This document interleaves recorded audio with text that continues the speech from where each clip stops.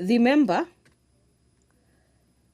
will also be asking the CS to provide a detailed report on the current total capitation of the Social Health Insurance Fund, or SHIF you may like, from the monies from the exchequer, contributions payable to the fund by the formal and the informal sectors, money that was transmitted from the fund from the defunct NHIF, money that was transmitted to SHIF from NHIF, and any other sources of monies payable to the fund, if any.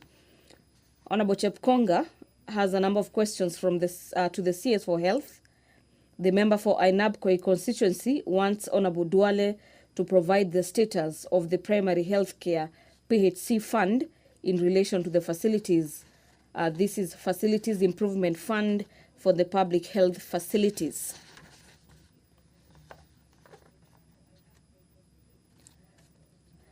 The Honorable Member for Kibwezi West, Honorable Mwengi Mutuse, will be asking the Cabinet Secretary for Health to explain why there's no trauma facility between Mombasa and Nairobi along the Mombasa-Nairobi Highway, which is one of the country's main transport corridors, which has resulted in some Kenyans who have been involved in road accidents losing their lives.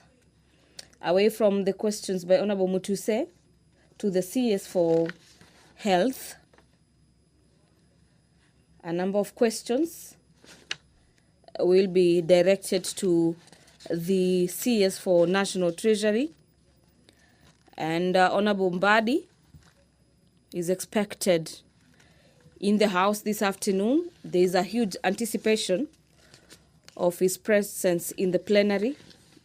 The CS is supposed to answer questions and provide an update on the status of the disbursement of the funds under the National Government Constituencies Development Fund, Ng-Cdf, for the financial year 2024-2025, being a matter that has raised concerns among members of Parliament, who for the better part of that was on Tuesday afternoon, yesterday, accused the National Treasury of undermining CDF and GAF projects across the 290 constituencies. We await to see what he'll be telling honourable members in regards to that disbursement of Ng-Cdf and GAF funds. The Speaker of the National Assembly, Honourable Dr. Moses Wetangula, is already in the chambers this afternoon, signalling that the business of the National Assembly will be commencing in a few seconds. Allow me to hand over for this live broadcast brought to you by KBC in partnership with PBU. Enjoy your viewing. Waheshimiwa, tuombe. Ewe Mwenyezi Mungu ambaye kwa hekima na wema wako umetiwa nyadhifa za viongozi na mabunge kwa ustawi wa jamii na utawala wa haki wa wanadamu, tukusihi utazame kwa neema nyingi sisi watumishi wako ambao wameridhika kutuita ili tutekeleze shughuli muhimu za jamhuri yetu. Tukuomba uteremshie baraka zako zizi tuliokutanika hapa, na utujalie tuyatende na kufikiria mambo yote yatakayofikishwa mbele yetu kwa njia ya haki na uaminifu, ili utukufu na sifa zako siendelezwe, na ili kustawisha amani, ufanisi na heri ya nchi yetu na wale ambao hajasawa misikabidhi mikononi mwetu. Amen.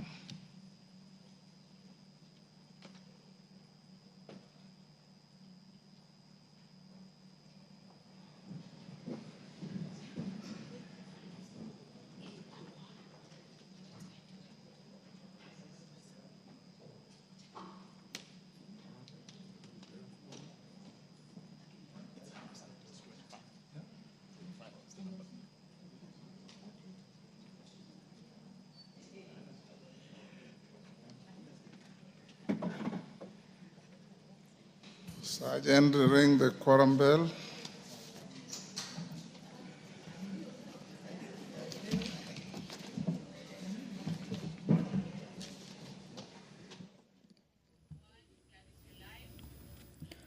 Five minutes, or about 5 minutes,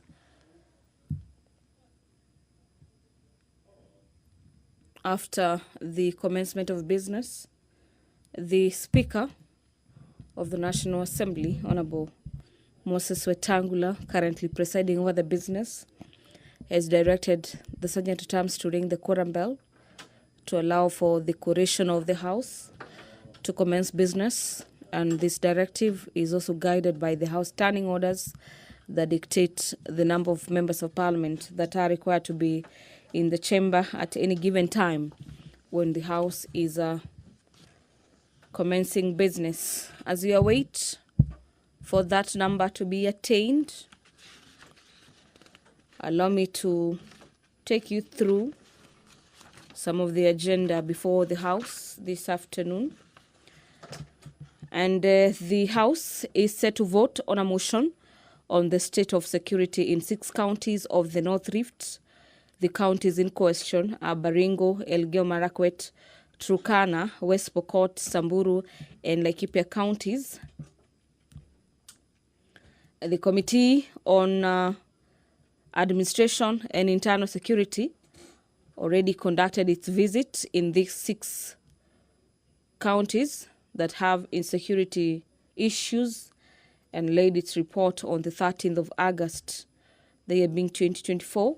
The debate on this motion has already been concluded upon, and what awaits the House is the vote on the report by the House Committee on Administration and Internal Security having been debated on the floor of the House. We have a number of bills lined up for first reading. Among them is the Kenya, the quorum has been achieved. Allow me to... Clerk. Order number 1, administration of oath. Order number 2, communication from the chair. Order number 3, messages. Order number 4, petitions. Order number 5, papers. Majority Leader.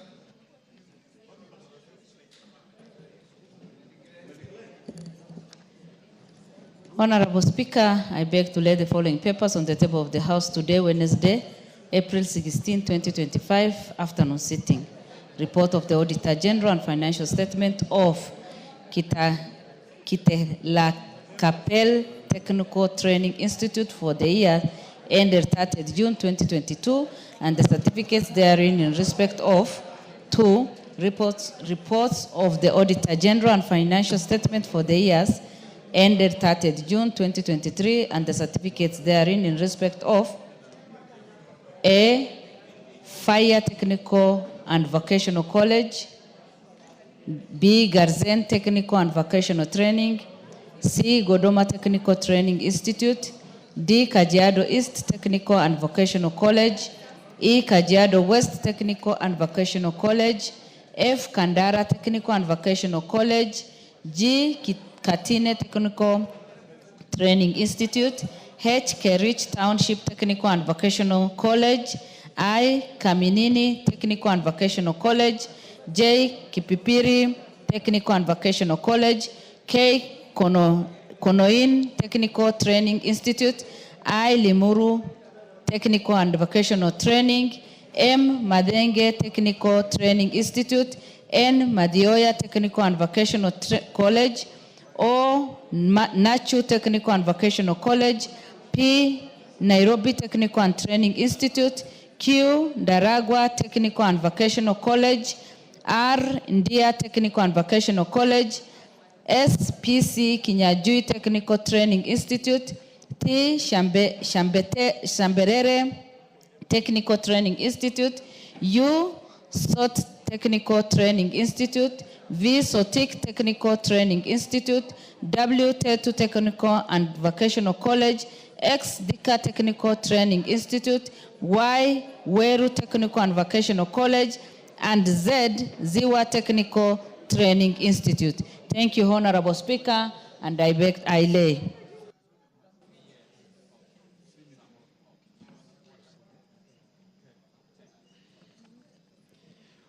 Order number 6, notices of motion. Order number 7, questions and statements. Honorable members, I will give 3 members at statement time, which is now. While I'll do that, as majority leader or whip, check and see if the Minister for Treasury is Minister for Treasury, National Treasury, is within the precincts of Parliament. Let him not come in now, but let him be on standby. As soon as we finish the statements, we will then call him in. We'll have statements, one from John Kagusha. After John Kagusha, Wangare Mother, then close with a farewell statement from Honorable Ruku.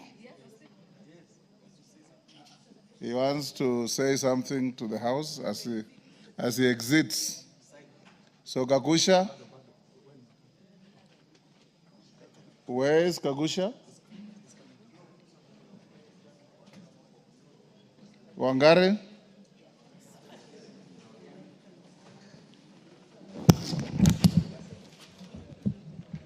Thank you, Mr. Speaker. Mr. Speaker, I rise pursuant to Standing Order 44-2C. I rise to request a statement from the chairperson of the Committee on Finance regarding the measures being taken by the government in respect to its mandate of regulating and controlling gaming activities in Kenya, specifically the so-called Aviator game of chance. Mr. Speaker, gaming has stifled livelihoods across the country in both rural and urban setups. The craze has terrorized both women and men and the youth in equal measure by gobbling up livelihoods. There are numerous cases, Mr. Speaker, of students gambling on their school fees, parents gambling on their savings. Mr. Speaker, there has been an unabated drive by registering gaming firms to place advertisements on leading TV and radio stations during prime time using their abnormal profits financial muscle. There is evidence of a firm whose betting and gaming activities are part of prime time news in one of the most watched TV stations in the country. Mr. Speaker, this game of chance in the country called Aviator, where a virtual aeroplane flies carrying with it odds that purportedly multiply stakes placed by gamers. This Aviator game of chance has become addictive to the youth, women and men, and has left many of them destitute.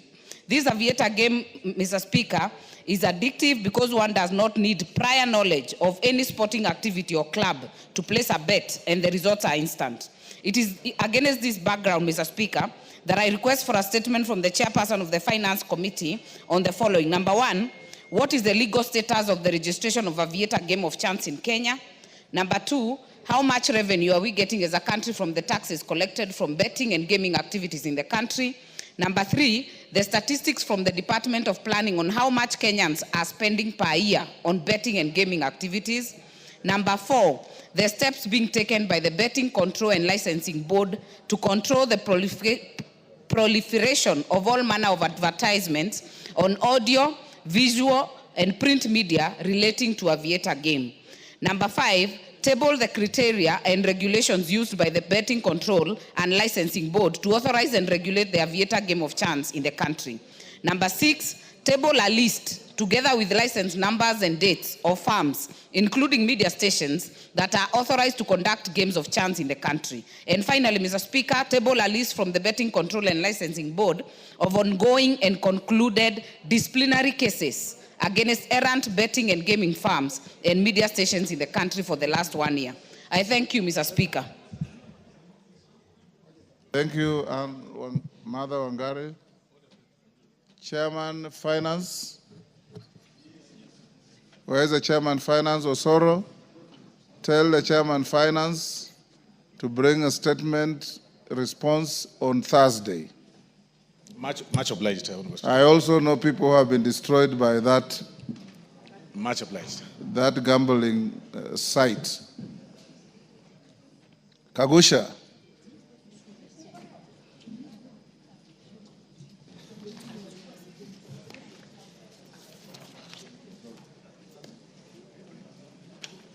Thank you, Mr. Speaker. Mr. Speaker. I call you twice. You are not here. So the most decent thing to do is to apologize to the House for not being here when we needed you. Honorable Speaker, I profusely apologize for not being here. Honorable Speaker, the Majority Whip is insisting that I mentioned that my family is in the Speaker's gallery, and I welcome them, and I'm happy to have them here, my wife and my girls. Thank you, Honorable Speaker. Honorable Speaker, pursuant to the provisions of the Standing Order 44-2C, I rise to request for a statement from the chairperson of the Departmental Committee on Transport and Infrastructure regarding road safety at Montezuma Mona Lisa Funeral Home along Thika Road. Honorable Speaker, the Montezuma Mona Lisa Funeral Home in Kabati, situated along the heavily trafficked Thika Superhighway, experiences substantial pedestrian movement. Regrettably, the absence of a designated crossing point has resulted in a worrying surge in accidents and fatalities, particularly as individuals attempt to cross the busy road to collect bodies of their departed kin from the facility. Notably, the lack of a footbridge at this critical location poses a grave risk to both pedestrians and motorists in the area, which has already been identified as a high-risk zone for accidents. Reports have consistently shown that vehicle-to-pedestrian collisions are among the most common types of accidents along Thika Road, with black spots such as Githurai and Safari Park recording alarming high numbers of incidents. While efforts have been made to install footbridges along certain sections of the highway, the lack of a footbridge at Kabati area leaves pedestrians vulnerable to accidents. Honorable Speaker, it is against this background that I request for a statement from the chairperson of Departmental Committee on Transport and Infrastructure on the following. 1, a detailed report on the number of and nature of road accidents that have occurred in the Kabati area near Montezuma Mona Lisa Funeral Home along Thika Road over the last 6 months, including the contributing factors and specific measures being put in place by the ministry to address road safety concerns near Montezuma Mona Lisa Funeral Home, Thika Road branch, including plans for the construction of a footbridge at the location to reduce pedestrian-related accidents, and the expected timeline for implementing these solutions. I thank you, Honorable Speaker.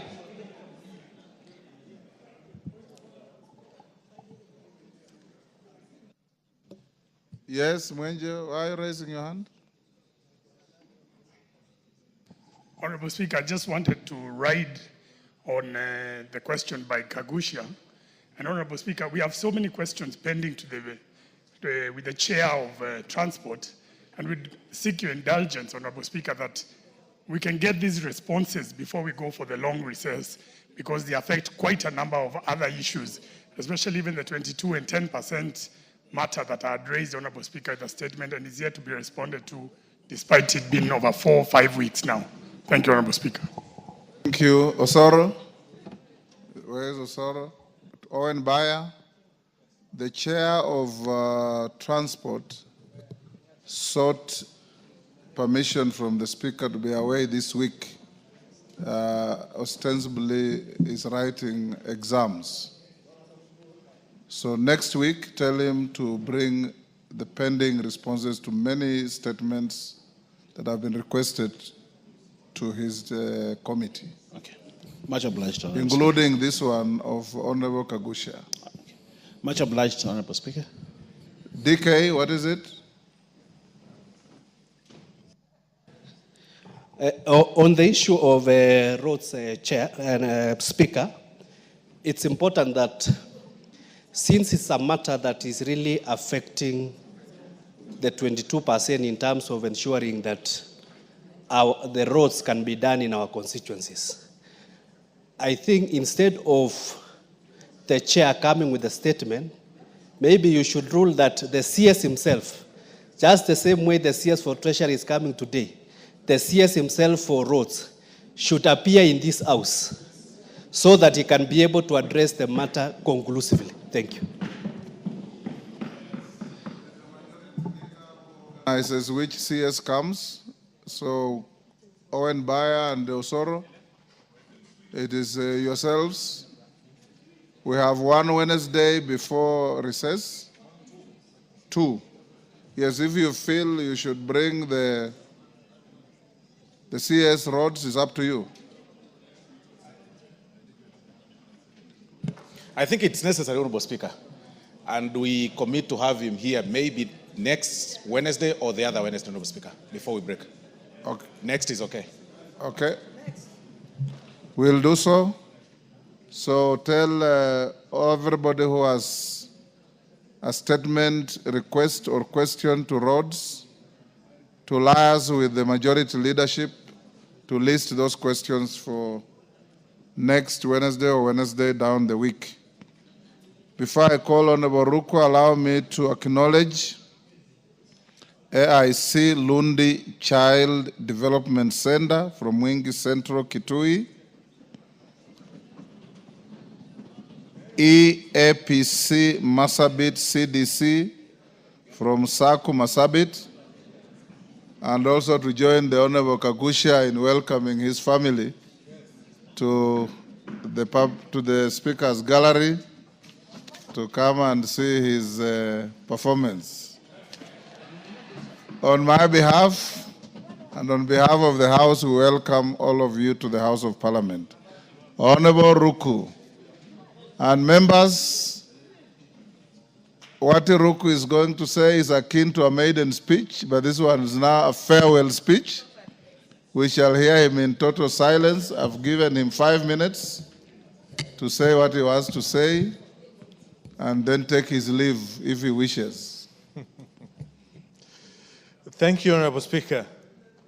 Honorable Speaker and members, first and foremost, I would like to extend a very big thank you to the Almighty God for the opportunity to serve the people of Bere North in the 13th Parliament since August 2022.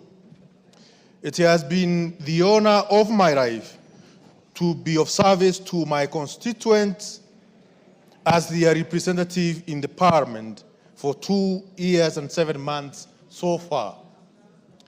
Let me also express my sincere appreciation to you, Honorable Speaker, my colleagues in the House, and to the clerk of the National Assembly for remarkable support that you have accorded me during my time at the National Assembly, for the friendship and cooperation from each one of you.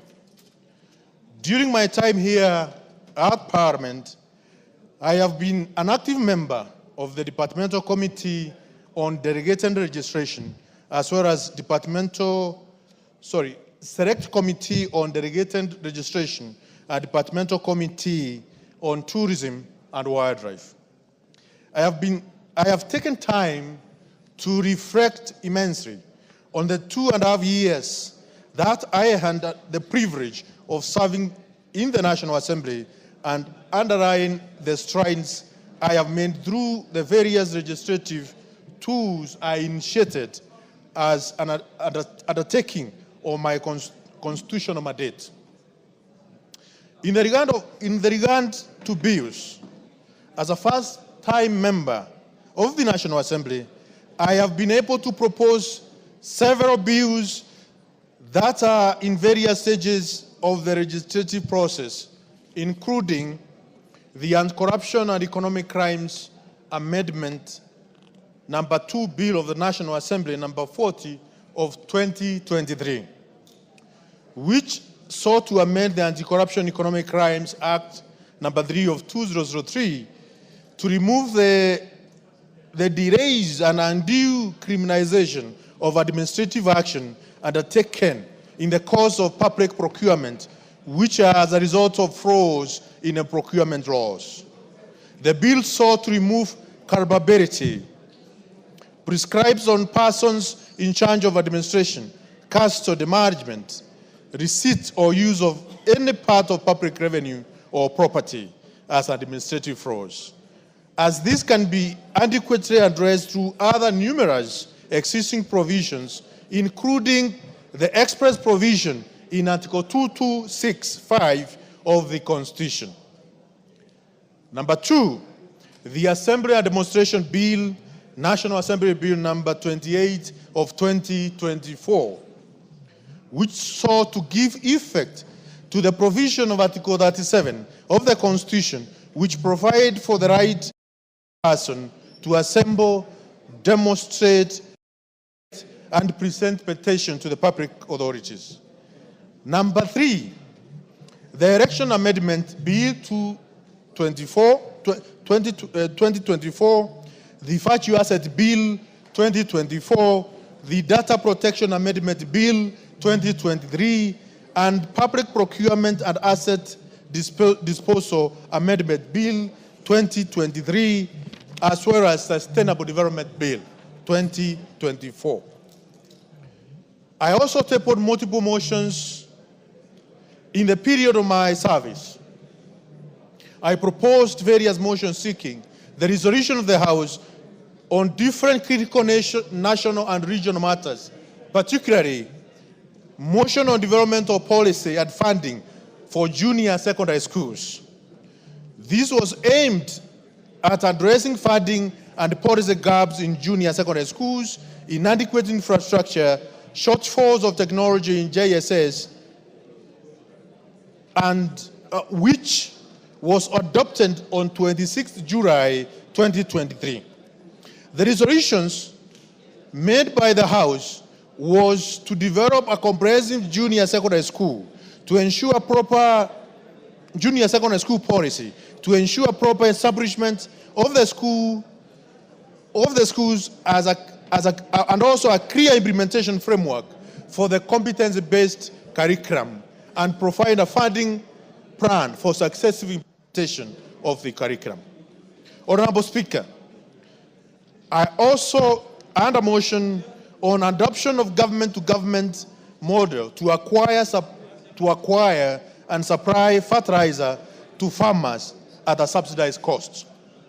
Also, the motion on adoption of government-to-government agreement to facilitate local assembly of essential equipment for electricity connection.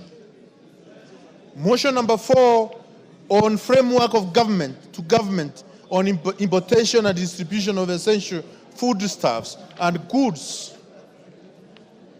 as well as adjournment motion on the new financing model for the universities, colleges, and technical institution students.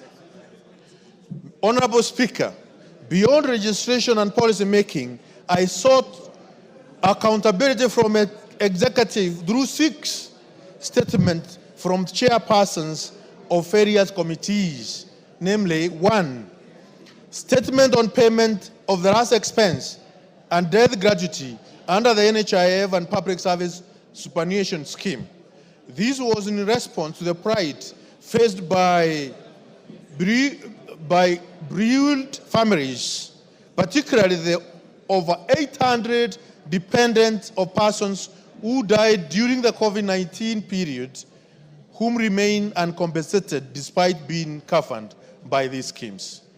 Number 2, statement on sale of Roundup in the country by Bayer East Africa Limited. Minister nominee, you have 2 minutes to finish. I expressed my concern over the continued sale of Roundup, toxic herbicide, in Kenya market, despite legal action and compensation in other jurisdictions. It still remains in Kenyan market. I question why the manufacturer was still permitted to sell the dangerous pesticide in the country. Number 3, statement on measures being taken to boost the manufacturing sector in the country. Number 4, statement on settlement of Gire market squatters in Mbadi North constituency. Number 5, statement on tax incentives claimed by developers operating enterprise within the special economic zones. And number 6, statement on development of mass rapid transit corridors in Nairobi metropolitan area and the role of Nairobi Metropolitan Area Transport Authority. Honorable Speaker, as I continue to reflect on the role I have played in the House, I also wish to highlight the policy questions I asked to the Cabinet Secretaries, Constitutional Commissions, and independent offices.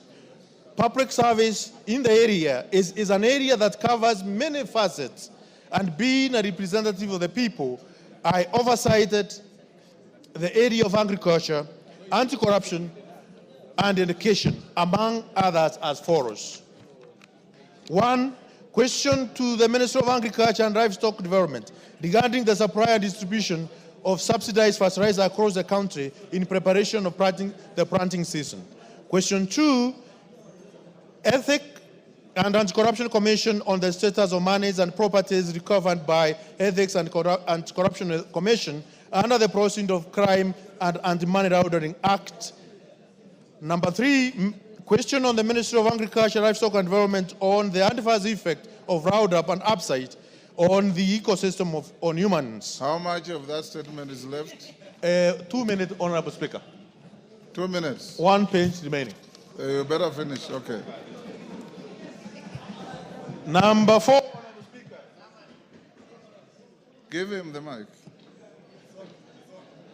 Number 4, Honorable Speaker, question on Teacher Service Commission on the inclusivity and recruitment procedures and affirmative action, safeguards to teachers from marginalized groups. Number 5, question to the Public Service Commission on action taken to mainstream marginalized groups and communities in the public service in line with Article 232 of the Constitution and the public service values and principles.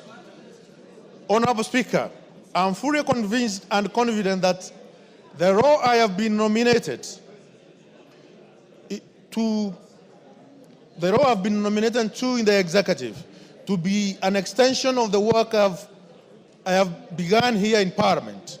As a registrar, I was guided by the call to be faithful and diligent in the service to the people. As a Cabinet Secretary for Public Service, Human Capital Development, and Special Programs, the same oath will continue, only on the broader scale and with even more greater responsibility. I am reminded of the ones in the Gospel of St. Luke, chapter 12, verses 48. To whom much is given, from him much will be required, and to whom much has been committed, of him they will ask much more. Honorable Speaker, I am proud to have faithfully represented the people of Berry North and have contributed to the legislative agenda and the reparations whose impact will endure beyond my time here. Indeed, should my nomination be approved, which has been approved. Yes, your nomination has been approved. Indeed, with my approval, which was done this morning, I will continue to engage with the House though from the other side, particularly during question time and other matters of oversight. Even then, the commitment remains the same: public service to the people of Kenya. I thank you, Honorable Speaker. I thank each one of you, honorable members of this great House. And I thank the people of Berry North for giving me an opportunity to serve in this House and also to serve them as well as the people of Kenya. I thank you, Honorable Speaker. Thank you, Honorable Ruku. Honorable members, let's put questions at orders number 8, 9, 10, 11, and 12. Then we call in the CS Treasury. Order number 8, special motion. Consideration of a nominee for appointment as Principal Secretary, State Department for East African Community Affairs. Question to be put. Members on their feet, take your seats. Honorable Ruku, you may now exit.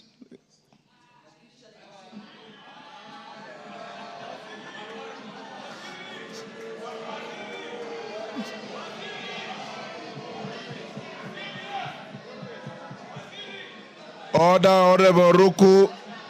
Can you walk out?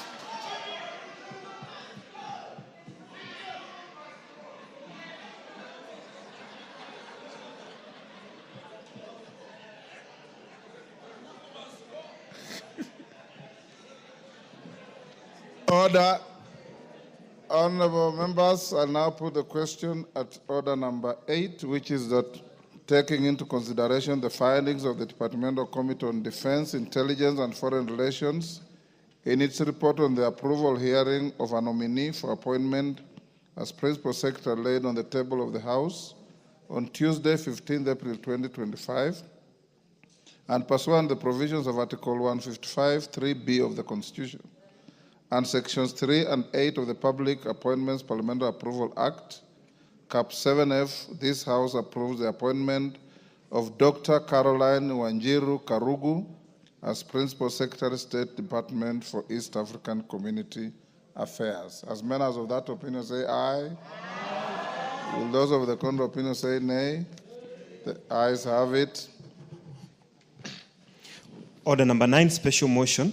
Consideration of a nominee for appointment as Principal Secretary, State Department for Science, Research and Innovation. Question to be put. Take the seat, Honorable Cheng. Honorable members, I now put the question at order number 9, which is that taking into consideration the findings of the Departmental Committee on Education in its report on the approval hearing of a nominee for appointment as Principal Secretary laid on the table of the House on Tuesday, 15th April 2025, and pursuant to the provisions of Article 155, 3B of the Constitution, and Sections 3 and 8 of the Public Appointments Parliamentary Approval Act, Cap 7F, this House approves the appointment of Professor Abdul Razak Shaukat as Principal Secretary, State Department for Science, Research and Innovation. As members of that opinion say aye. Aye. Will those of the contrary opinion say nay? The ayes have it. Order number 10, special motion. Consideration of a nominee for appointment as Principal Secretary, State Department for Devolution. Question to be put. Honorable members, I now put the question at order number 10, which is that taking into consideration the findings of the Departmental Committee on Regional Development in its report on the approval hearing of a nominee for appointment as Principal Secretary laid on the table of the House on Tuesday, 15th April 2025, and pursuant to the provisions of Article 155, 3B of the Constitution, and Section 3 and 8 of the Public Appointments Parliamentary Approval Act, Cap 7F, this House approves the appointment of Mr. Michael Loakiamnu Lenasalon as Principal Secretary, State Department for Devolution. As members of that opinion say aye. Aye. Will those of the contrary opinion say nay? The ayes have it. Order number 11, special motion. Consideration of a nominee for appointment as Principal Secretary, State Department for Shipping and Maritime Affairs. Question to be put. Order, honorable members on their feet, take your seats. Honorable members, I now put the question at order number 11, which is that, taking into consideration the findings of the Departmental Committee on Transport and Infrastructure in its report on the approval hearing of a nominee for appointment as Principal Secretary laid on the table of the House on Tuesday, 15th April 2025, and pursuant to the provisions of Article 155, 3B of the Constitution, and Sections 3 and 8 of the Public Appointments Parliamentary Approval Act, Cap 7F, this House approves the appointment of Mr. Aden Abdi Miller as Principal Secretary, State Department for Shipping and Maritime Affairs. As members of that opinion say aye. Aye. Will those of the contrary opinion say nay? The ayes have it. Order number 12, motion. State of security in 6 counties of North Rift, being Baringo, Elgeyo Marakwet, Turkana, West Pokot, Samburu, and Laikipia. Question to be put. Members on their feet, take your seats. Clive, take your seat.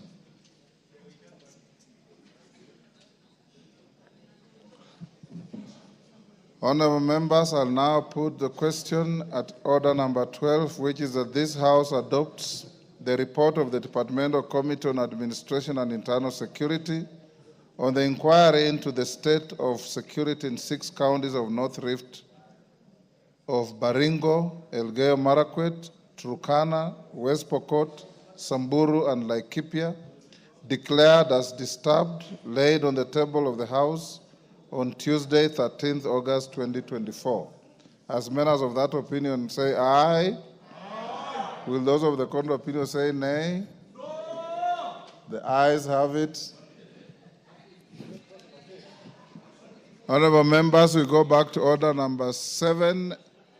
Majority Whip, will you search, and if you find the Cabinet Secretary for National Treasury, bring him to the chamber and produce him before the Speaker.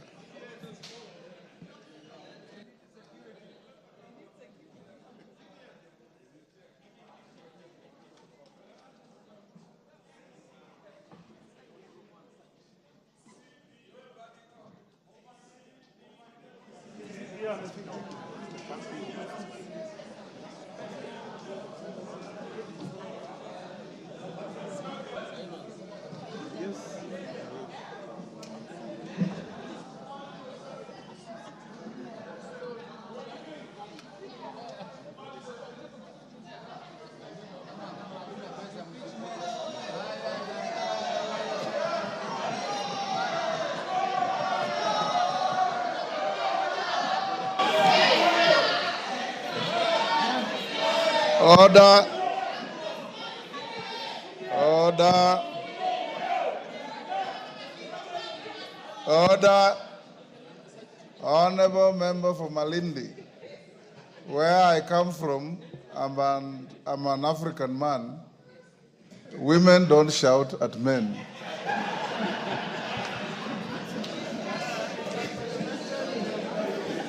And besides that, it is unparliamentary for any one of us to shout at anybody. Honorable members, before I usher the minister to the floor, let's do first reading at order 14 and 15. Order number 14, the Kenya Roads Amendment number 2 Bill, National Assembly Bill number 16 of 2025, first reading. A bill for an act of parliament to amend the Kenya Roads Act. Order number 15, the Public Service Human Resource Management Bill, National Assembly Bill number 51 of 2024, first reading. A bill for an act of parliament to make provisions for uniform norms and standards of human resource management in the public service and for connected purposes. Thank you, honorable members. Honorable members, we have the Cabinet Secretary for National Treasury coming to this House on my direction, following a point of order raised by the Member of Parliament for Bumula, which was joined in by several of you on the fate and status of disbursement of Ng-Cdf funds, and to some extent, the National Affirmative Action Funds called NGAF.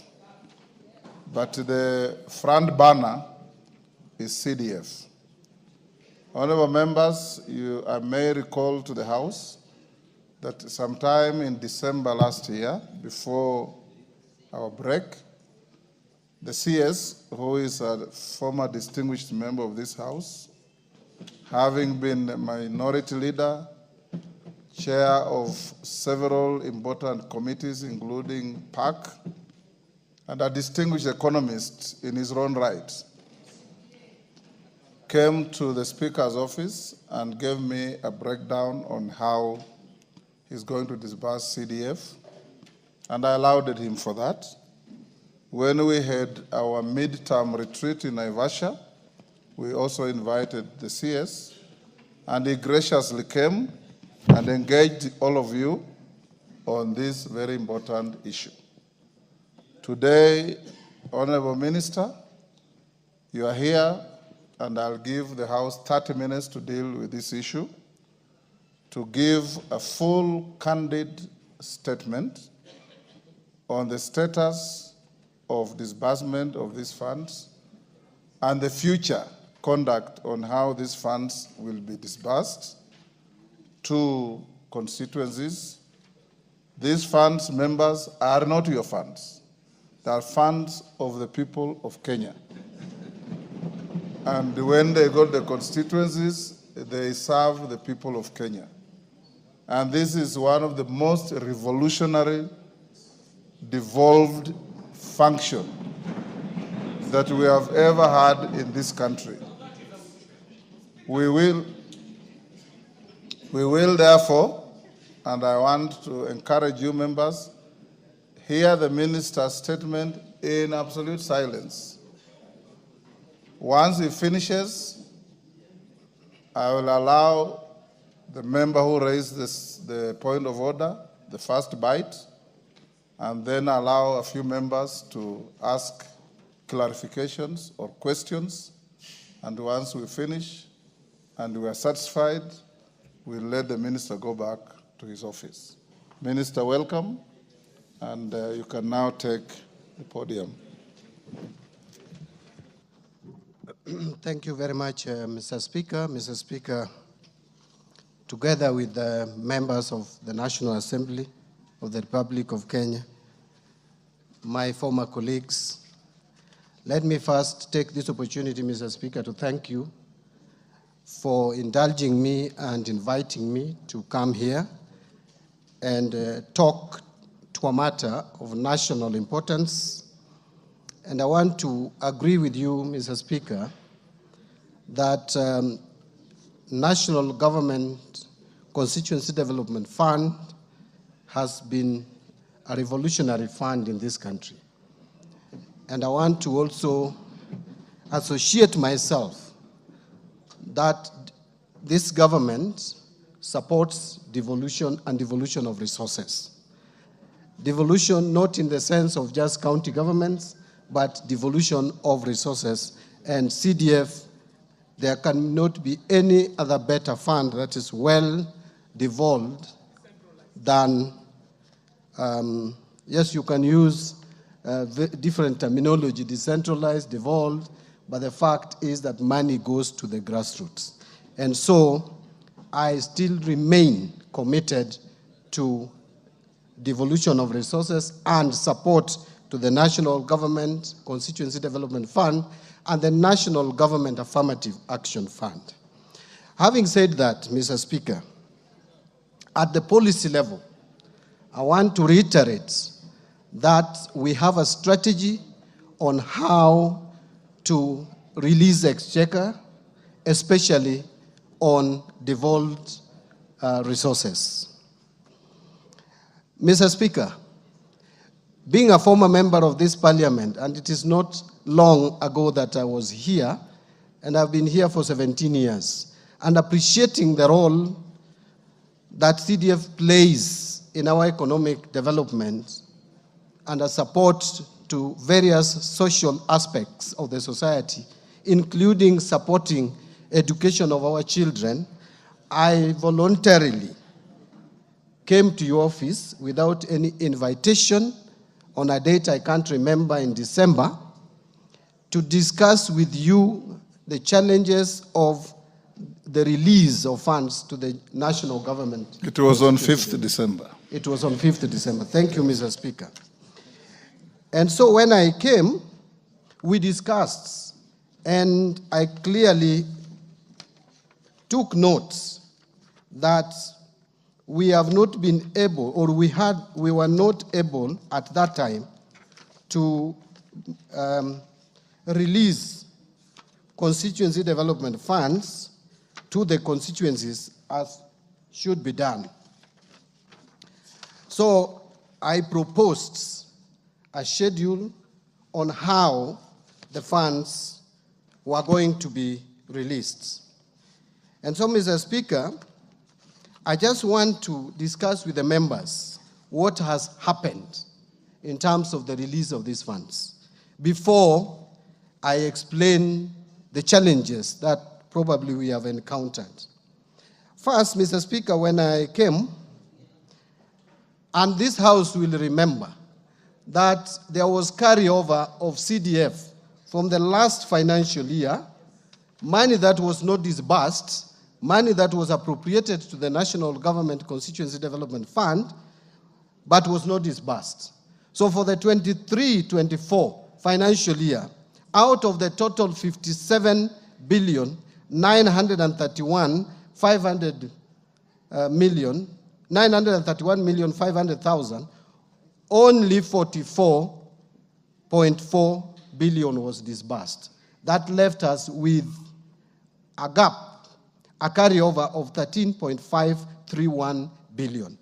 That was then added to the appropriation for 2024-2025 to give, which was 54,732,927,680.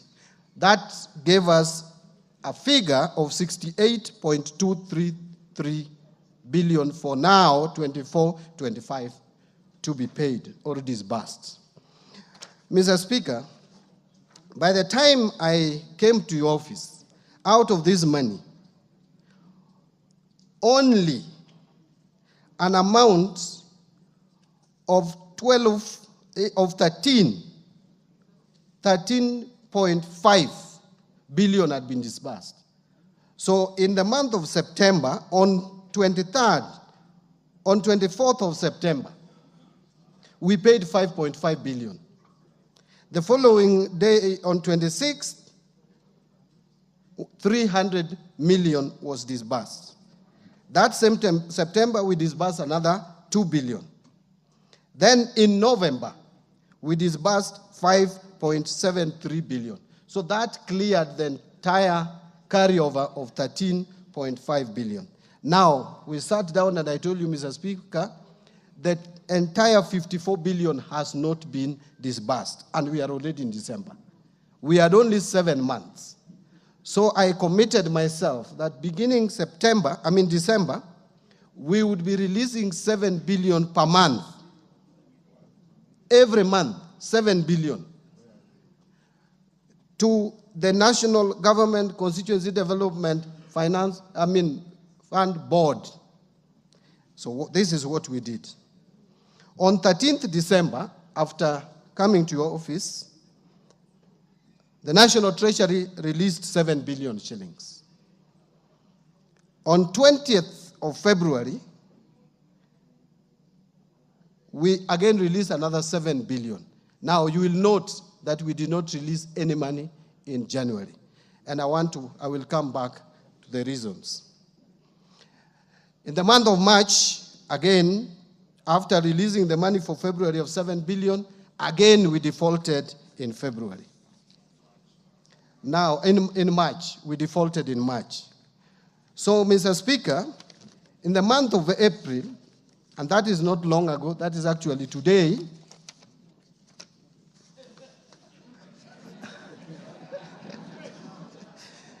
yeah, that is today. What I may not have here is the time, but I have evidence that we released another 7 billion shillings. Now, Mr. Speaker, this amount of 7 billion is to the National Government Constituency Development Fund. But then, for the National Government Affirmative Action, let me just touch on it. The budget was initially 3.2 billion. That was reduced to 2.7 billion after the supplementary budget. We had already released 1.6 billion. Today, we released the balance of 1,104,499,000. So now we have zero balance for National Government Affirmative Action. And one would ask why, I looked at the amount and it looked too little to split again. Now, let me come back to the National Government Constituency Development Fund. Mr. Speaker, the month of January, the month of February, the month of March is usually, those are very difficult months for us at the National Treasury and the economy of Kenya as a whole. I want to explain to my colleagues that these are the months. First, you must pay capitation to schools in the first term. And out of the total allocation which you gave for capitation to primary schools, JSS, and high school of 96 billion, 48 billion must be released in first term. And that we did in total. We released 48 billion. Now, this second term, we will have to release another 14 billion, and then third term, another 14 billion to complete, 24 billion, another 24 billion. The same month of January, Mr. Speaker, this is the time that you pay most of the loans, especially the loans which we took bilateral loan, we took from China to pay for SGR. This is the month that we paid on 16th of January, 10.6 billion for foreign payments. The same January 17th, we paid another 59 billion. I want to jump other small amounts and indicate the same January on 24th, we paid 3 billion. The same January on 21st, we paid 1.1 billion. So if you add the total amount that we paid for loans in January alone is 75 billion.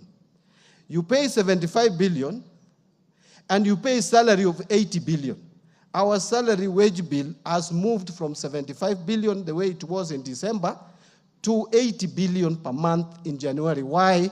One, we onboarded JSS teachers at enhanced salaries. Omboko Mlemba, Honorable, with his team, agitated for salary increment, which they deserve, and they got it. We also had to adjust the salary of our disciplined forces. We also had to adjust the salary of lecturers who are in the streets with 4.3 billion. Now, that has pushed our salary figures to 80. Now, 80 added to 75, that is already 150 billion. I will tell you, you have not released any money to counties, and you have not released any money to CDF, and you have not released any money for any operations. Now, that tells you that the commitment we have in January is that high. In February, again, the story is the same. And I will tell you that in the month of February, we had a T-bill redemption, treasury bond, not bill, redemption of 51 billion. And redemption is redemption. You pay. It's not rollover. The month of April today, we have on 7th paid a treasury bond of 90 billion, 90.99 billion, 100. So what am I saying in short? What I'm saying in short is that, honorable members, is not that National Treasury does not want to honor commitments that I make to this House. But sometimes you have to balance the needs that come before you. We all know that we had to struggle after the Gen Z's agitation. This economy was shut for almost 2 months. That affected revenue collection. But worse still is that external finances, we have not been able to receive external finances until now. Fortunately, now the doors are opening for external resources. Actually, when I gave this commitment in December, I was very sure that we were going to get external resources by February, March. Unfortunately, that has delayed. And let me just give you some examples. One, on IMF program, you know the 7th and 8th review delayed. 7th review was supposed to come in March. It didn't happen last year. May, it didn't happen. July, that didn't happen. September, it didn't happen. It happened in November, and that is the time we combined 7th and 8th review and got payment from IMF. After that, to prepare for the 9th review, it was not practical for us. So we mutually agreed to let go the 9th review and start another program. So the money that we were to get from IMF of 764 million US dollars, which is almost 100 billion shillings, that one is not coming. So we had to adjust. Now the World Bank disbursement of 600 million is coming in June. Why? Because you remember this House and the Senate delayed in a way, but we thank you for now finally passing the conflict of interest bill, which was a condition. World Bank could not give us money until that bill was passed. That bill has just been passed, and we thank you for it, but now it is unlocking. Today I was with the World Bank representative. It's unlocking 600 million to us. Another amount that has not come is the African Development Bank loan of 265 million US dollars. That again, fortunately, is coming in a week's time. All the conditions precedent have been realized. So, and this year, financial year, I want to tell you here today and report that we have not borrowed made any commercial loan borrowing. We have not borrowed any money commercially. The money that we borrowed was to manage a liability. So it was like we used a Eurobond to pay off Eurobond, which is coming in 2027. And we did that because we want to be proactive. We don't want to work like we worked before, which put us in problems. Now we have paid Eurobond that is due in 2027 because we realized if we delayed it, it was going to cause shocks in our economy. So we have not borrowed any money. We have only borrowed money locally in the domestic market and within the framework, and that is why you can see the interest rates today. 1 year ago, the 91-day Treasury bill was selling at 16%. Today, it is 8.5%. Because of being careful, borrowing, with caution, that we don't just go to the market. So let me come back to the issue of Ng-Cdf. Honorable members, we have 2 months that we have defaulted now. If you take, and by the way, Mr. Speaker, this I can table,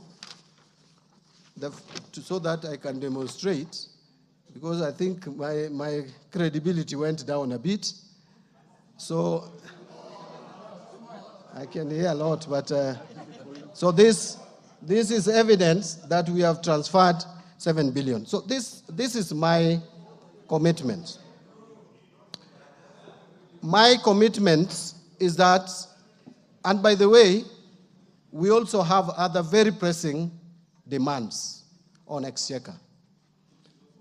One of them is also the transfers to counties. Counties also we have not paid February, March. I want to assume I didn't hear that. But then I want to give a commitment again, because you can see that we have the intention to make sure that there is money released to Ng-Cdf.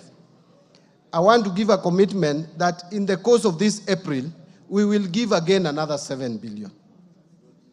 So that I am in this month, so that I cannot promise next week, because next week we are paying salaries. We must start paying salaries, but I will make sure that we release another 7 billion to the board, so that we only have 1 month in default or 1 month in arrears. Colleagues, I want to repeat again. If there is anything that under my watch as a minister is not done for National Government Constituency Development Fund, it is not intentional. It is because at times the pressure is too much. Sometimes you have to balance between paying the debts, which you must pay, because if you don't pay debts, by the way, there will be no economy. So we must pay our debts. We must release money to CDF. We must release money to education. We must release money for security.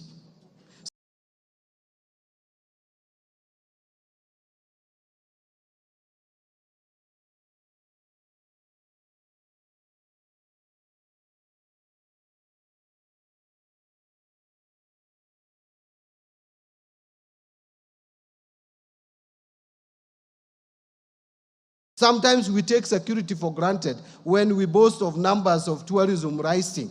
We don't know how much threat has been dealt with out there. So we must support our security. Let me conclude, Mr. Speaker, because I know there will be further questions, and ask that we have and plead that as leaders, people out there may not like us.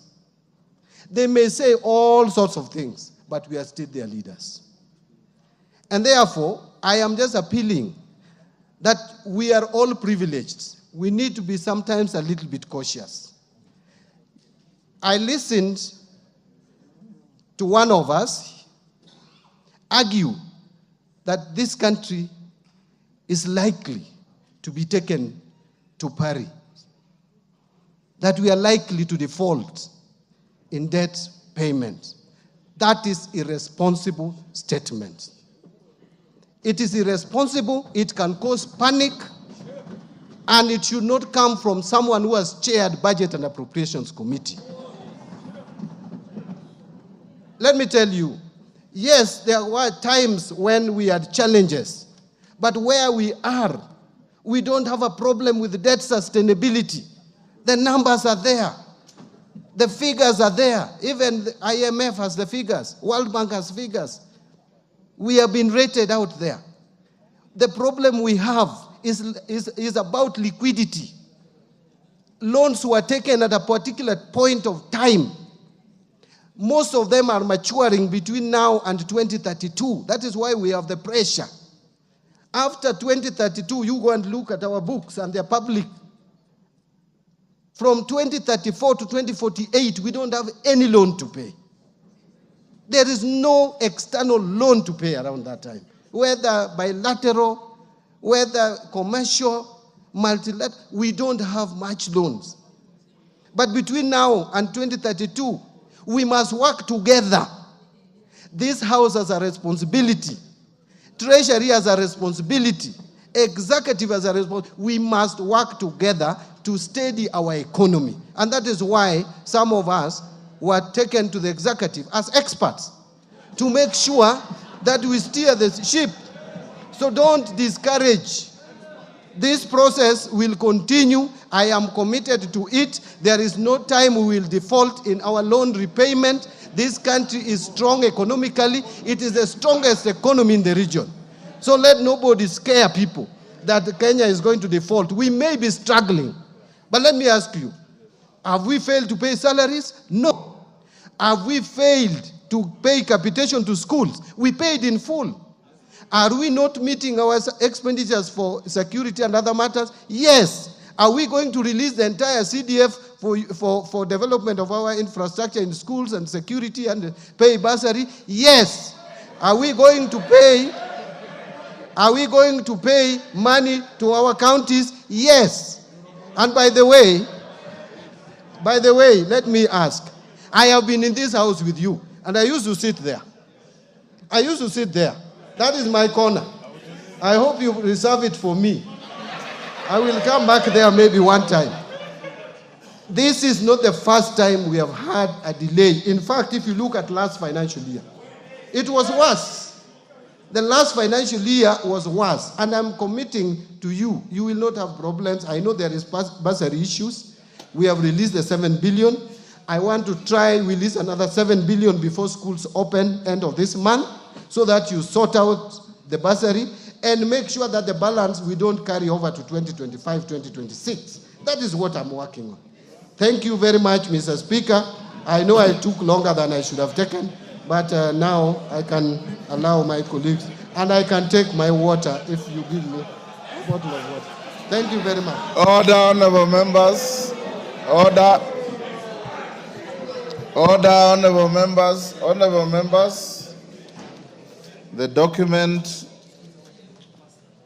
provided by the minister, which I find authentic, indicates that today for Ngaf, an amount of 1,104,499,800 was released to the State Department for Gender.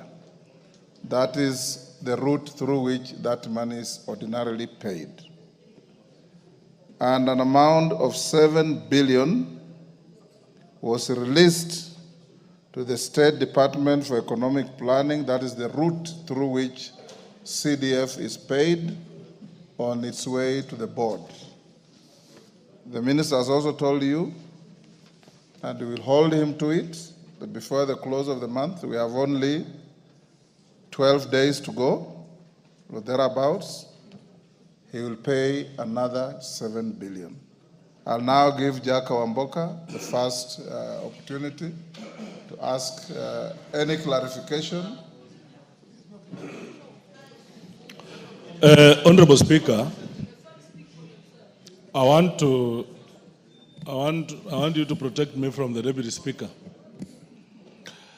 Honorable Speaker, I appreciate the Minister, one, for coming, and someone is distracting the Minister because the Minister should be listening to this. And first, two things, that we've been patient with the Minister with the things he has been saying. One, because he's a ranking member, former ranking member of this House. We would not have been tolerant, perhaps, if you didn't have those decorations with you. Two, I also must declare that the Minister is my very good personal friend, and we have many things we dream about together for future. Mr. Speaker, a lot of the things the Minister has said is what the Minister said in Naivasha. A lot of them. And Honorable Mbadi, we respect you.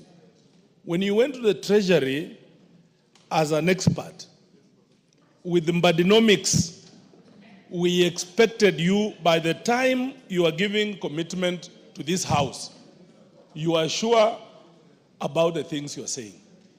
You have put our Speaker not in very good light. You are lucky that we also trust our Speaker and we love him so much, because you have been using him as a shield.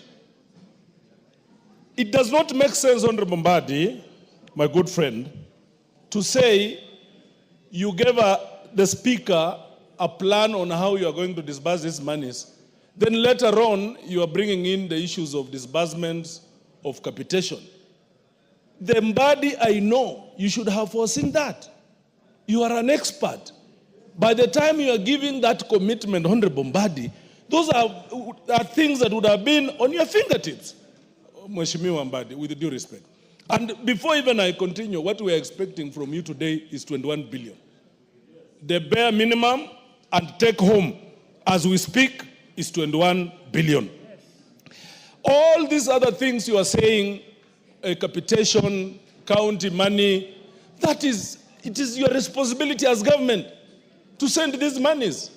The year is coming to an end. Mheshimiwa Mbadi, please do that is needful to our people, and don't bring a lot of issues, Honorable Speaker. Lastly, Mheshimiwa Mbadi, a lot of college and university students, most of them missed exams because we did not facilitate their bursaries. They will be forced to defer a whole year. A whole year. So how are you going to restitute that? That these students have been deferred and they continue now to live the way they live. So, Honorable Speaker, our bare minimum, don't talk of 2032, 2048, because Loans will still be taken by those governments that are coming, we don't know. Because these are things now that we are tired of. We are speaking about now, and we have a lot of trust in you, Mheshimiwa Mbadi. I particularly know you and particularly know that you can deliver better. Honorable Speaker, on behalf of this House, our bare minimum is 21 billion. Musa Sirma.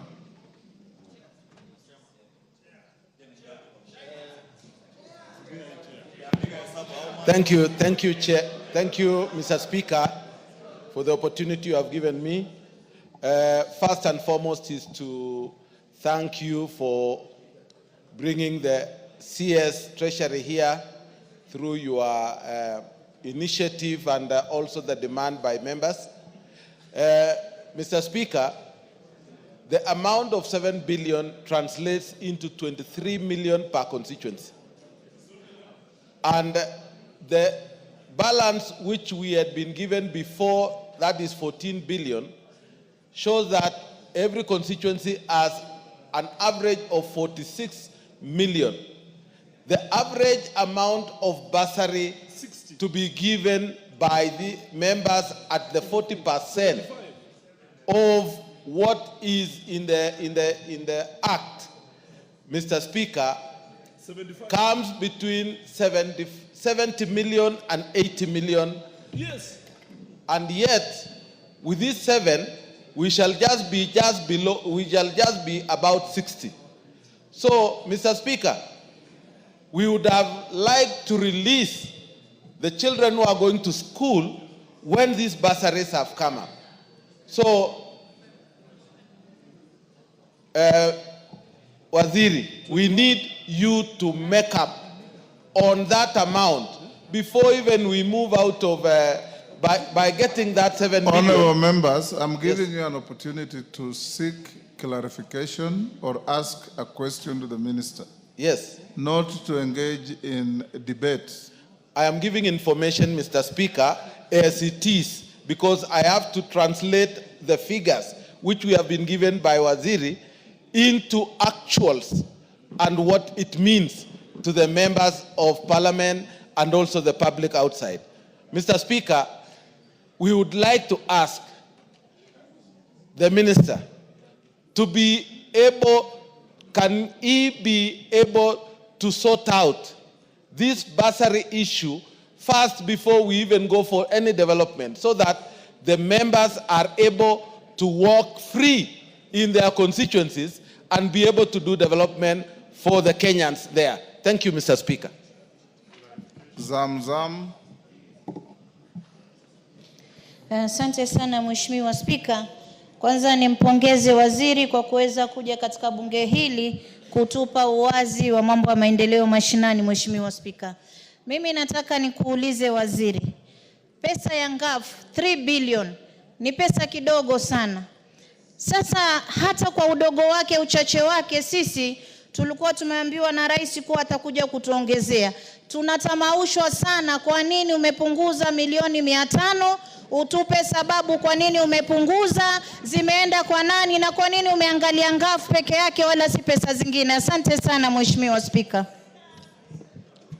Yes, Bowen.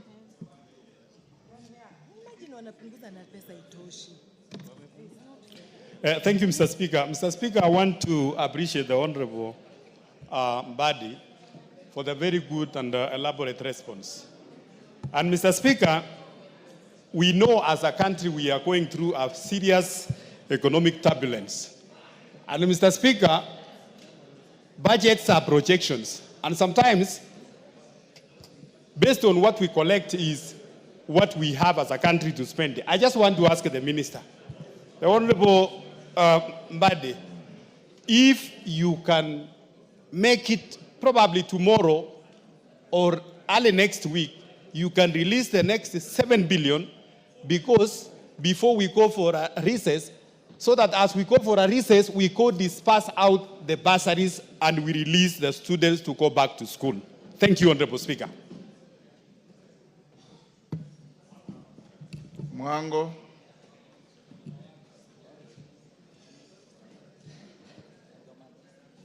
Thank you, Mr. Speaker, for giving me a chance to weigh in on this issue. And for me, I want to seek clarity from the CS, Mr. Mbadi, on the exact date that we are going to put this money in our accounts, because for planning purposes, we need to get clear dates and we need your commitment. And then there was a question that was asked on further commitment on how these funds will always be dispersed to our constituencies. Thank you. Mwango, Maklap. Thank you, Mr. Speaker. Mr. Speaker, I want to get clarification from the Minister. One, our constituency that has 3 wards, how much will it be when you break down the 7 billion, 4 wards, 5 wards, 6 and 7 wards? Because, Mr. Speaker, we need to know the exact breakdown of that money that will be able to justify. Two, Mr. Speaker, from the analysis of the Minister, Mr. Speaker, from the analysis of the Minister, he has said in January, February, there is a lot of loans. Why don't we exhaust all the money of CDF between the first quarter of the financial year so that we can't go to those months where there is issues of loans in the country, Mr. Speaker? So, Mr. Speaker, God willing, remain the Minister of Finance, but release all the money within the first quarter of the financial year so that children of Kenya cannot lynch members of parliament for non-release of funds, especially for bursaries, Mr. Speaker. And finally, Mr. Speaker, I can also confirm, I sit in Committee of Debt, that the World Bank report, the IMF and the World Bank report scored Kenya out of 34 conditions, 22 conditions Kenyan government was able to succeed, translating to 64.5%. It means we are in good books. Therefore, Mr. Speaker, the minister should be able to finance Ng-Cdf once and for all, and we are done. Kisairo. Thank you, Honorable Speaker. As one member said, actually, we listened to the Honorable CS, courtesy of him having been our colleague, and we accorded him that respect. Honorable Speaker, in February, the CS was categorical that he was going to send 2 tranches of 7 billion in the month of February, and from that month, it was be 7 billion monthly up to the time he completes sending the amount for this financial year. Honorable Speaker, the CS has now said in February he sent 7 billion. Today, he has sent another 7 billion, which has not reached the board, so we cannot count it. And he's saying, after sending another 7 billion at the end of this month, that he will be in default or he'll be behind by 1 month. What happened, or which calculation is he using? Because if he could have sent twice in February, once in March, which he only did once, skipped the second one, skipped March, we are in April, how can he be 1 month behind at the end of this month? He will be 3 months behind. CS, what we want is 21 billion before the end of this month, if not today, and the rest to be cleared by the end of next month. Otherwise, this is just going to be in circles. This is another promise, and we are not going to achieve anything. It is the members of parliament who are being hogwashed out there in the constituencies. Honorable Speaker, let the CS give us a clear roadmap. What he has given us is speculation. Thank you. Mary Masse. Thank you, Honorable Speaker. First, I want to appreciate the CS for at least doing something today. But, Honorable CS, you have said that the passing of the bills has unlocked external financing or funding. So in another week or 2, you will have enough resources. I want to propose that you clear with CDF. Honorable Speaker, our problem is not only bursaries. In my constituency and in many of these members' constituencies, we still have our students, the grade 9s, learning under trees. I do not have enough classrooms. So we need the money to be able to construct those classrooms and all the other development projects. Thank you. Let us have the money before the end of this financial year, for this financial year. Thank you, Honorable Speaker. Farah Mali.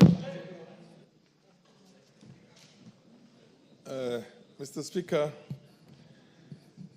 I do understand that collections of revenue in the country itself is a very tricky thing. And any Minister for Finance will always be on a serious balancing act. There are so many competing priorities that essentially everybody is asking for something, but the Minister is in a very difficult situation. Mr. Minister, can you give us an undertaking that you will have at least before the end of next week another 7 billion in our account, and progressively see how you can give us an undertaking on the rest also? And when you have a situation when there is no sufficient revenue collection, because this is the revenue collections in the country, we understand that we had a finance bill that was shut down. That was the biggest mistake this country made.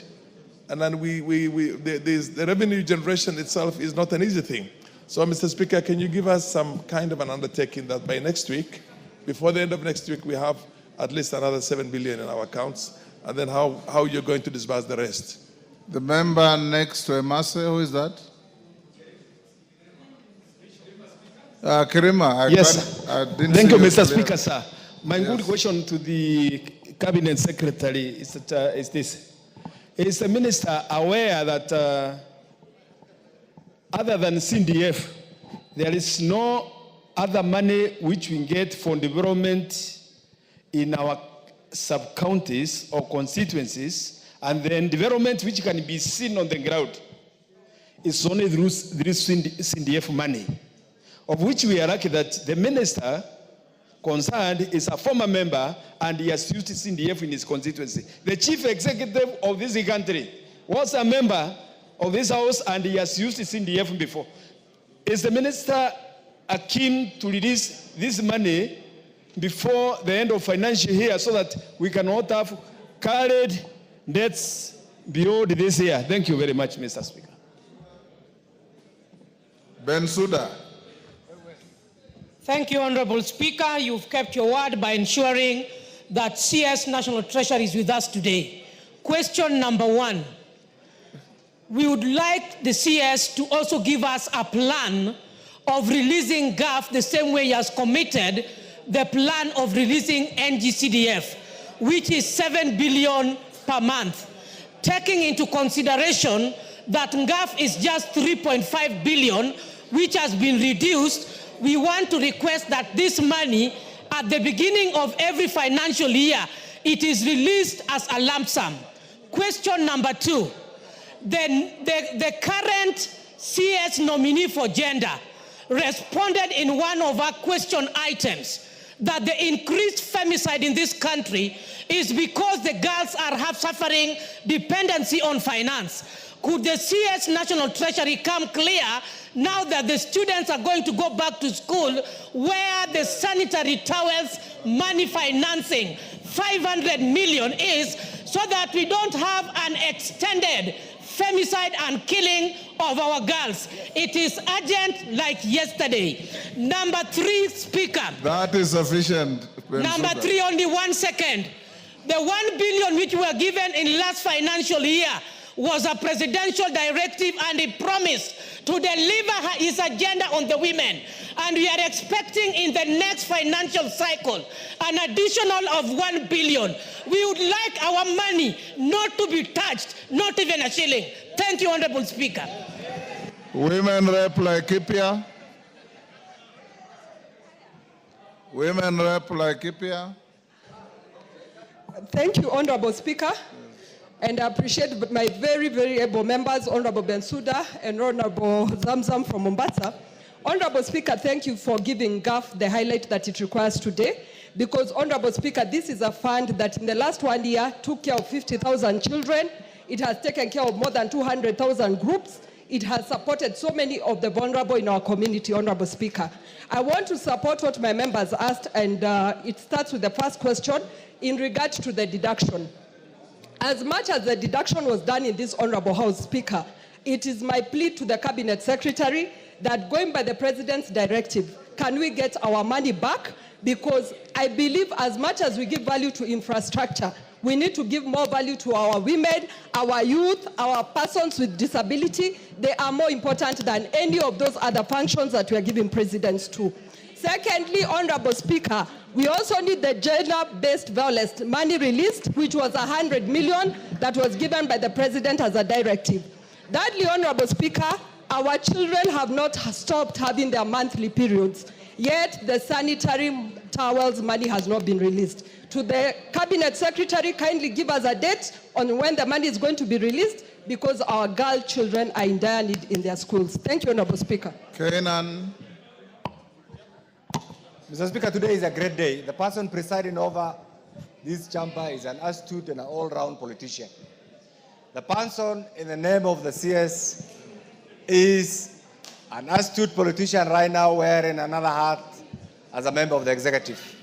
The audience here are all politicians. But luckily, Mr. Speaker, there must be a time when we own up. First, I must admit, there is nowhere in the world where there is enough money. There is no government that has enough resources. Every government, even the mighty, still struggles with resource mobilization.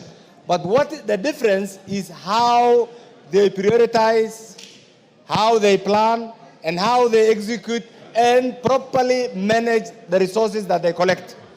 Mr. Speaker, as among the members of parliament, having been around here, I have been reluctant to participate in the launching of my bursary fund. Simply because we must be practical, we must be truthful, and we must tell our constituents what is there. We appreciate you, Waziri, because the alternative will have been to print fake money. The alternative will have been to mint fake money that the economy cannot accommodate. And therefore, we're in a stage where we must live with what we have. But that being the case, you understand, like regions where we come from, where the level of poverty is so high, where many students who are going to school rely on CDF. We are going now to April, May, yet we are not in a position to clearly say this is the date when we are going to pay bursary. I want to beseech you to revise that program. You have released 7 billion today, and I pray that those mandarins in Treasury and CDF are not misleading you, because at times they mislead their political head. Can you release, because members, you know the timing, we have been around here. Go on. The check, the letter is dated today, and I'm a realist. I hope that letter was not meant just to give you a PR face before you appear here, because the person we are going to hold accountable is none other than the Honorable Mbadi. Meaning, therefore, from tomorrow, we must see this money in the CDF account. Now, my question is this, Honorable Speaker, and now that all of us here are politicians, can the minister revise that program in addition to the 7 billion you have released today, release another 7 billion today, so that at least we can plan for our bursaries as we wait for the other 7 billion before the end of the month? Thank you, Mr. Speaker. Honorable members, let's have the minister respond to those first. Thank you, Mr. Speaker. I want to try as much as possible to run over the questions very fast without losing the impact of it. Now, using the question from Honorable Wamboka, thank you, Honorable Wamboka. First, I want to confirm that I'm not using Speaker as a shield. I came to the Speaker first as someone I respect, having been in this House as a member of Parliament when he's the Speaker, and we even started our engagement earlier than before he even became a Speaker. He's someone I respect, and I don't want to put him in any bad light at all. I don't want to demean the seat of the Speaker. That is why I made the commitment, and I am confirming here that it is my office that made that commitment. In terms of minimum of 21 billion, I hear you, Honorable Wamboka, but again, I want to repeat that there is a lot of pressure on our exchequer. Unless we receive these external finances, and I don't want to commit here with the resources that have not come. Because again, you are the same one who has asked me that why didn't I foresee, why didn't I plan with some of these failures? And therefore now I'm planning by saying that I don't want to commit with money that has not come. The moment I get that money, Honorable Wamboka, there is, through the Speaker, there is no reason why I cannot even do much more than you have not asked for. Secondly, I think now the other question is by Honorable Musa Sirman. I want to agree, Chairman, that bursary issue is of serious concern and that you probably need much more. In fact, we shared with you and you told me that at least we should make available 14 billion, at least, for you to be able, for members to be able, for CDF committees to be able to cater for bursary for our school-going children. Let me say this. I want to persuade members to allow me, not for next week, because next week I know the kind of commitments we have, but the following week, latest by 29th, that we make another disbursement of 7 billion. And I want to tie that to respond to Honorable Kainan on the question that you raised, whether the mandarins would mislead me. The advantage you have is that the CS at the National Treasury is an accountant and is an auditor. And therefore, I cannot be misled. It's not possible. What I have brought to you is not a letter. This is a transfer. This is an IFMIS spreadsheet that has been given to me. I did not want to come and give you a letter. I wanted to table before this House evidence that we have made the transfer. And we will make another transfer. What you can do, honorable members, you can tell your committees to go ahead and vet the students if you have not vetted them, even make provision. You know how 14 billion can be split. There is already 7 billion. The other 7 billion, I will make sure that we try as much as we can to release it by 29. But next week will be too much pressure on our part. We may not be able to manage next week. Now, on the question by Zamzang, reducing the budget of NGAF to 2.7. Honorable Zamzang, you may not be aware of this. This NGAF money is my creation. It's not even a creation of women MPs. It is John Mbadi standing before you here today. Women MPs approached me, and I took them to the minister then, the CS Rotich, who was my friend for many years. And I convinced Rotich, because the budget committee had rejected any creation of money for women representatives. And we persuaded Rotich. We were with Governor Wanga today. We were with Kajuju, the former MP, and Nyokabi. 4 of us. That is how this money came about. So I support it. We allocated 3.2, not 3.5, according to the records I have. But it was reduced. It was not National Treasury, it is this House. The moment this House reduces a budget, there is no power I have under the sun. In fact, the Constitution is very clear. No one, not even the President, has the power to appropriate money. Money is appropriated not even by any other house. It is the National Assembly of the Republic of Kenya. Kindly talk to your friends, beginning with those who sit in the Budget Committee, to protect any money that is allocated to NGAF, so that you don't have this. This money is very little. So if your colleagues here, through Honorable Atandi, who is now the new chair, can protect that money, I will disburse.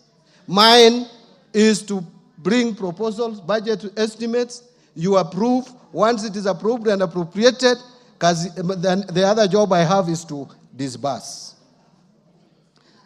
I think I have already addressed the question that Honorable Kangogo Bowen asked about releasing the money by next week.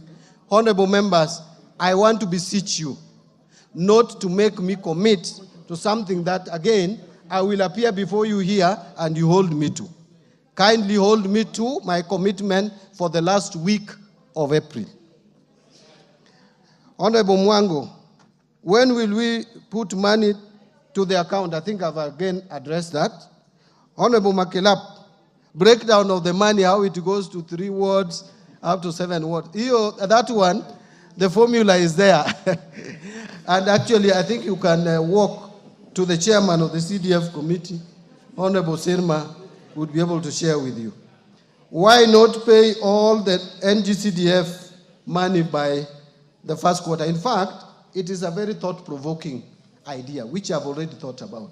Because we have a very constrained period between January and May. That period is usually very bad in terms of exchequer releases. I am thinking of trying to do as much as we possibly can between July and October. And that we will do in the next financial year. How I wish the pressure that is being applied to me today was applied in the last financial year. Because the pressure was not applied, carryover of 13 billion came to me. Now, if you added that 13 to what I've disbursed, Mr. Speaker, of 21, we would be at 44 billion. We would be almost nearing 70% of the Ng-Cdf. And all that, the money that was supposed to be disbursed in the last financial year, I have disbursed it now. I'm not getting any credit for it. But let's put pressure on me so that the next financial year we don't have the same story. Honorable Osero, 21 billion, I think, is a repetition. Honorable Mase, you have asked about external finances. Yes, it is true that now it is coming out clear that we are unlocking the external finances. There were some conditions precedent which we have met. But again, I want to I want to hesitate from making a commitment with money that has not come. If that money comes, I will do more than I've promised. Because I want to make sure that by end of this financial year, we clear all the allocation, the 68 billion for the CDF. That we can only be able to do if, when we get money, then we make sure that we enhance the allocation. On undertaking of 7 billion by end of next week, again, Honorable Farah Malim, I think I've addressed that. Honorable Kirima, am I aware that there is the only development in the constituencies is through Ng-Cdf? I am a Kenyan. I work in these villages. I know what is happening. But we also hope that counties use their monies prudently. Because actually that was a sense of devolution. And we cannot go back on devolution. It is there in the Constitution. We gave it to ourselves. I don't want to use such strong words, but I want to say better prudent use of government resources. Instead of getting a lot of cash stashed in people's houses, how I wish that we could see better roads, more water provision, health facilities in most of our villages, because that is what Kenyans called for. On the issue of plan of releasing GAF, you know now we don't have a plan for 2024-25 because we have zero balance. Yes. So I wouldn't have a plan to release zero balance. But going forward, the money is not so much. At least you should be guaranteed that if it remains at that level of about 3 billion or so, we will be releasing it in 2 tranches. So that we don't again spread it too thin. We can't have monthly disbursement for 3 billion. Honestly, it would not make sense. On the issue of sanitary pads, I think this is a policy decision that women representatives can discuss with the line ministry and come to some solution. It is not hard. You can just invite the cabinet secretary, the principal secretary, and you agree. I don't even know and understand why there should be issues around this. To me, it is a matter that can be resolved very quickly, and because what those children need are sanitary pads. Quality sanitary pads, both at reasonable prices. Presidential directive of 1 billion, I want to say again, we will try our best, bring the estimates here, Parliament will appropriate, whatever Parliament appropriates, or National Assembly appropriates is what we will give. If they appropriate 1 shilling, I will give 1 shilling. I will disburse 1 shilling. If they appropriate 10 billion, that's what we will appropriate. Again, the MP for Laikipia, can women reps get through Ng-Cdf, really not women reps? Let me say, Ng-Cdf gets its money back. It is this House to decide. I may not decide this. But going forward, I think I want to beseech honorable members, let us try to protect whatever location we have given to this fund, because it is too little.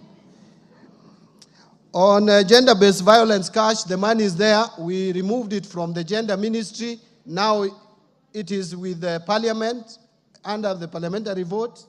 I think the regulations that should be a way through which that will be disbursed. And I know parliament is very careful in this, but the money is under parliamentary vote. Again, there is a question on sanitary pads. I don't want to repeat that again. Finally, the Honorable Kainan asked about prioritization. Actually, Honorable Kainan, I think my strength is in cash flow management. And I try so hard and so much to balance. That is why even when you hear you will not hear that we cannot pay salaries. You will not hear that we have not released capitation. People will just complain, but before the term ends, we have released every money because there is a program. CDF, I guarantee you, there is a program. We will make sure that the entire amount is disbursed. Challenges notwithstanding. The same with county government funds. Development budgets, the exchequer request for development funds, the only outstanding exchequer request is 57 billion, and 54.3 billion. And we have a plan on how to release that money. So in terms of prioritization, we are up to it, we are working on it, and we'll make sure that we implement the budget as you appropriated it. Thank you very much, Mr. Speaker. Honorable members, I had given 30 minutes to this. We have done 1 hour. We have Minister Duale of Health waiting behind here to deal with issues and challenges of SHA. And we have many questions lined up. I want to encourage you, as honorable members, that the minister has responded to our call. He has spoken to us candidly. And remember, as we push, the others pushing. As your speaker, I'll ensure that through our administration in Parliament, Minister, every single word you have said to the House will be fulfilled. And I want to encourage you also, as you have said, that you'll send 7 billion on or before 29th, but if it's earlier, the better, if things work well. For affirmative action funds for our lady women, MPs, it is this House that reduced your money. And in the Committee of Budget, there are women. Why they didn't resist or call for help is a story for another day. But we will encourage Atandi, because the cream removed from that fund is very small. I'll encourage you to put it back in the next cycle so that the women MPs can at least start from there they were as we look to the economy improving and giving them some more. I say this because I've been in this House with you, and I know how prudently resources through constituencies are managed as opposed to other management centers that you know. So let me encourage us that the little you have got is better than nothing, but we encourage the minister to do much more. And going to the future, Minister, as you have committed yourself, you will try to avoid the jam of January, February, March, and deal with the issues at the time where you have better latitude to ensure that what CDF does continues to do. And members, remember this, and you have gone to court to argue, and I agree with you that this is not your money. This is money of the people of Kenya that you represent, and that this money is managed through committees that are independent of you. I don't want anybody to pick the Hansard and go to court to pretend that MPs have now said they control CDF, because that is how your detractors have been fighting you. This money comes to your constituency, this money is run by committees, and this money benefits the people you represent. You only come back to oversight that money. That's why we have reports that come here. So let's leave it here. We thank Jack Wamboka for bringing the issue and the enthusiasm that you have all demonstrated in bringing out the salient issues that are pressing Kenyans. And Honorable Mbadi, you know you have been here, you have managed to see a constituency, and you know what CDF has done and can do. I was here before CDF, I was here during CDF, I will live here when CDF is even stronger. So let's ensure that CDF remains the centerpiece of our development activities in the constituencies. So we release you to go back to your ministry, and Majority Leader bring in the Honorable Farah Maalim. Honorable Carolo Monde, I know you have a question that is unrelated to CDF. And yes, I know you have an issue you wanted to ask the Honorable Mbadi unrelated to CDF. I would rather we don't now, so that we bring in Duale. We will ask the Majority Leader to arrange and have the minister back here to answer other questions other than CDF in the shortest time to come. In the meantime, you can file your question.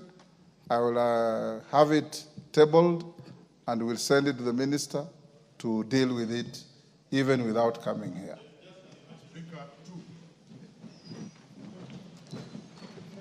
Minister, you can now leave. Can you call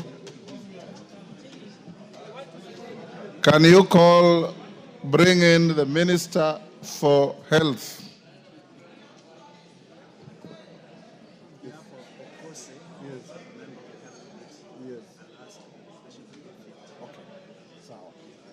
Honorable members, take your seats. The CS for Health is coming in.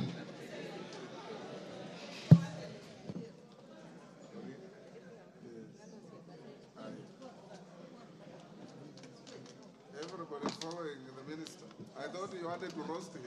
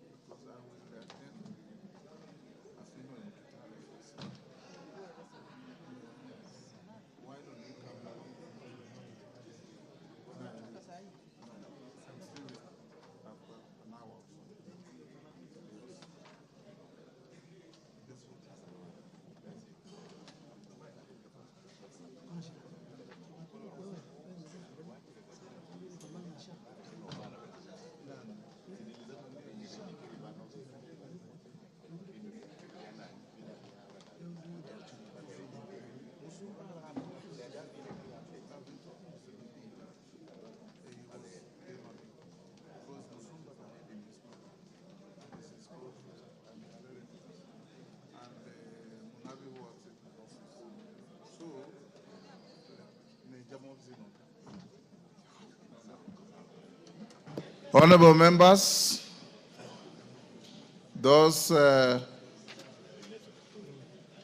we now have the CS for Health, the Honorable Adan Bare Duale. to respond to your questions. And this afternoon, we are dedicating largely to issues relating to SHA. I know there are other questions. If we reach them, well and good, but I want us to focus on the SHA issue because of the public interest around